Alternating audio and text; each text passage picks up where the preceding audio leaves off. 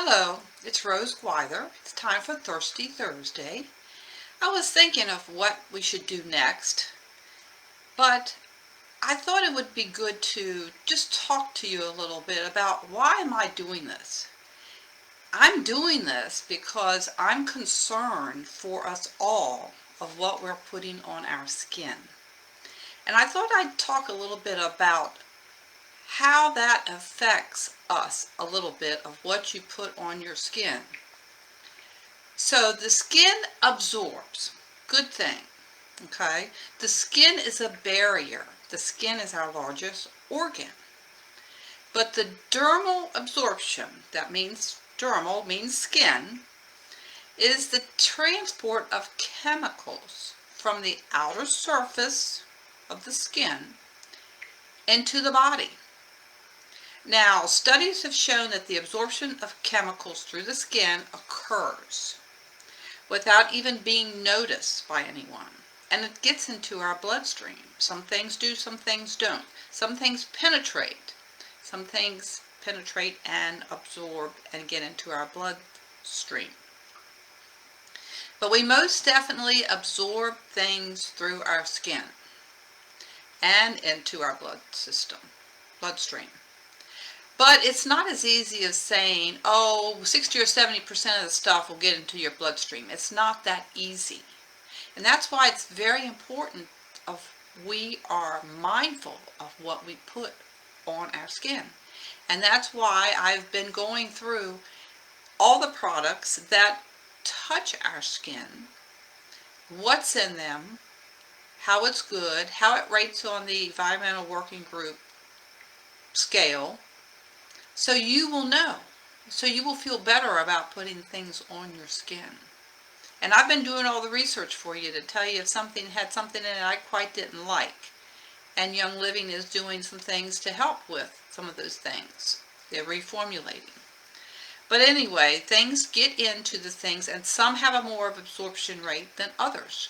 But you're not going to know that. I'm not going to know that. Your body's going to know that. But that's about it. So all the creams and the ointments and the gels and the sprays and the lotions that we put on our body penetrate into our skin and possibly enter our bloodstream.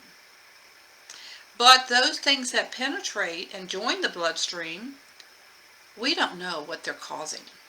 They have unknown internal harm, so unknown. But we do know that if something absorbs, put on your skin and absorbs, how long does it take to get into your bloodstream? It takes 26 seconds. It's not long. And then it's going and traveling everywhere, not just where you put it, but traveling to all your different organs. So the toxicity is the problem. It's what are you putting on your body? It's the toxicity of them, especially phthalates and triclosans, and there's a lot of different chemicals that we have talked about in the past, and I'm not going to go through them today. But research has shown that people normally have been tested, and they find that 75% of the people have chemicals still in their body from who knows when, from how long ago, and for how long. So the organ of your skin is there to protect you, and it does. It keeps you dry. It does a lot of things. But it's also there to help you from the toxins. But then if you put too many toxins on your skin, you put the wrong toxins on your skin, it's hard for it to do its job. So thumbs up to everybody if you are using things that have healthy ingredients. But are you really sure that you are having healthy ingredients? Have you looked up every single ingredient that's in your product? I've done that for you for the Young Living products. But if you're using something other than Young Living, do you know what you're using? So, and pretty much if it's synthetic, it's being absorbed harmfully into your skin. So another reason to know what you're putting on your skin is the ingredients in your skin care. For your skin care, your skin is thinner on your face than any other place in your body. So that's why you might have a reaction to something that you put on your face, because your skin is thinner there. And it's easily absorbed. And that's why you have a reaction. The other thing, one other type of ingredient that gets absorbed into the skin is scents. Okay, fragrance. Have you ever looked at a product and it says fragrance? They don't have to tell you what it is. They could have 100 chemicals in it. They don't have to tell you what that fragrance is. For Young Living, it's always an essential oil. Yes, that gets absorbed, but that's not a bad thing. But the synthetic fragrances will get absorbed.